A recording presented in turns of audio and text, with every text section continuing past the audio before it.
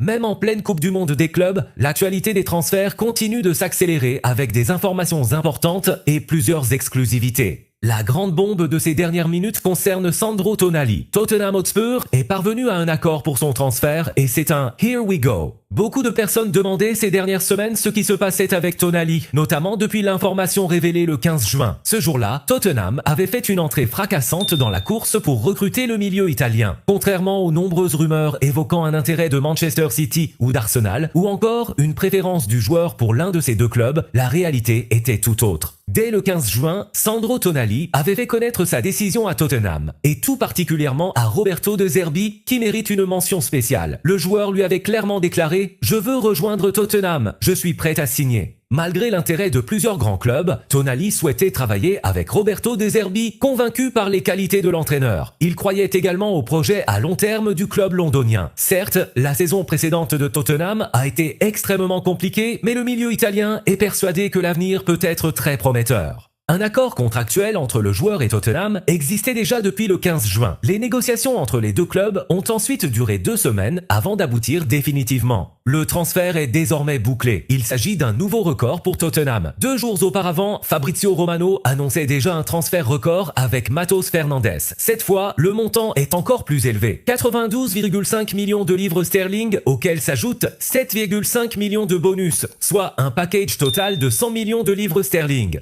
Avec cette opération, Sandro Tonali devient le joueur italien le plus cher de l'histoire du football. Le transfert est finalisé. Il ne reste plus que la visite médicale et la signature du contrat. Newcastle a accepté l'offre et tous les documents sont désormais réglés. Il est également important de souligner que Tottenham continue d'investir massivement. Après les arrivées de Robertson et de Stefano Sensi, libres de tout contrat, le club renforce plusieurs secteurs de son effectif. Le dossier de Matheus Fernandes est lui aussi entièrement conclu. Le joueur a passé sa visite médicale à Londres et devient officiellement un nouveau joueur de Tottenham pour un montant de 85 millions de livres sterling. Le début de mercato des Spurs est tout simplement historique. C'est d'ailleurs la meilleure réponse à ceux qui demandent quand le marché des transferts ouvre officiellement. Le mercato n'est même pas encore ouvert que Tottenham a déjà investi des sommes colossales pour renforcer son effectif. Autre exclusivité, Luka Vučković quitte Tottenham pour rejoindre Brighton. Là aussi, c'est un « Here we go ». L'accord entre les deux clubs est conclu pour un montant de 46 millions de livres sterling, auxquels s'ajoutent 4 millions de bonus. Tottenham a également négocié une clause de 20% sur une future revente ainsi qu'un droit de priorité. En cas d'offre future pour Luka Vučković, les Spurs auront la possibilité de s'aligner sur cette proposition. La décision finale appartiendra néanmoins toujours aux joueurs. Vučković avait déjà trouvé un accord avec Brighton. Son souhait était de rejoindre un club où il pourrait jouer régulièrement plutôt que d'occuper un rôle de remplaçant. Tottenham dispose déjà de nombreux défenseurs. Jean-Paul Van Eyck fait partie des recrues de l'été, tout comme Marco Senesi. Mickey Van de Ven est toujours présent. Christian Romero est également encore au club, même si un départ reste envisageable. Les mouvements sont nombreux dans ce secteur. Mais le départ de Vučković permet aussi à Tottenham de récupérer une somme importante. Autre information exclusive. Lors des discussions entre Tottenham et Newcastle, les Magpies ont, dans une conversation distincte, présenté une approche officielle pour Archie Gray.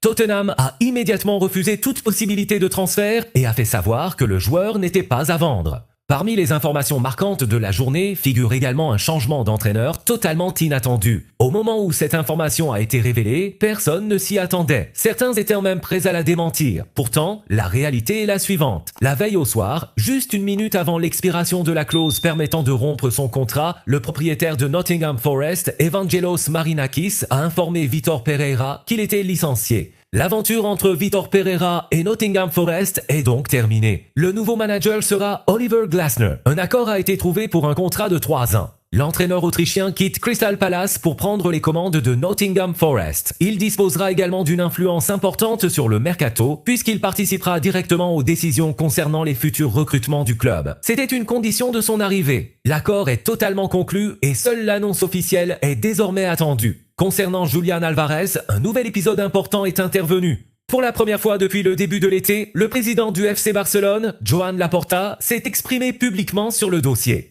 Après les déclarations de Julian Alvarez, qui a affirmé « Je veux partir, laissez-moi réaliser mon rêve », Joan Laporta a confirmé « Julian Alvarez veut venir à Barcelone ». Le président catalan a ajouté que l'attaquant souhaitait déjà rejoindre le Barça lorsqu'il évoluait encore à Manchester City. Laporta a ensuite expliqué la position de l'Atlético de Madrid. Selon lui, les dirigeants madrilènes lui ont indiqué qu'ils ne souhaitaient pas vendre le joueur car il ne dispose pas d'un remplaçant. Il a précisé: s'ils trouvent une alternative, notre offre est toujours là. Elle est toujours valable. Nous voulons Julián Alvarez. S'ils ne trouvent pas de remplaçant, nous espérons malgré tout parvenir à une solution. L'accord entre Barcelone et le joueur existe bel et bien, ce que le président du Barça vient désormais de confirmer publiquement. Le véritable problème reste cependant l'accord entre les deux clubs. À ce stade, aucune avancée décisive n'a été enregistrée et les négociations demeurent très compliquées. Il est d'ailleurs intéressant de constater que, le même jour, Joan Laporta s'est exprimé publiquement sur le dossier, tandis que le président de l'Atlético de Madrid a donné une version totalement différente. Ce dernier affirme qu'aucune offre n'a été reçue et ajoute: « Nous n'avons aucune intention de vendre le joueur. Même si des propositions arrivent, nous voulons conserver Julián Alvarez. Il ne quittera pas le club cet été. » La bataille est donc désormais totalement publique. Les présidents, les directeurs sportifs et tous les responsables des deux clubs sont impliqués, tandis que le joueur, lui, souhaite rejoindre Barcelone. Le Barça va continuer à chercher une solution avec l'Atlético de Madrid, mais le message envoyé par le club madrilène reste très clair. Il ne veut pas laisser partir Julián Alvarez. De son côté, Joan Laporta ne compte absolument pas abandonner ce dossier. Cette saga est donc loin d'être terminée et devrait encore connaître de nombreux rebondissements, d'autant plus que le joueur comme le président du FC Barcelone se sont désormais exprimés publiquement sur cette opération.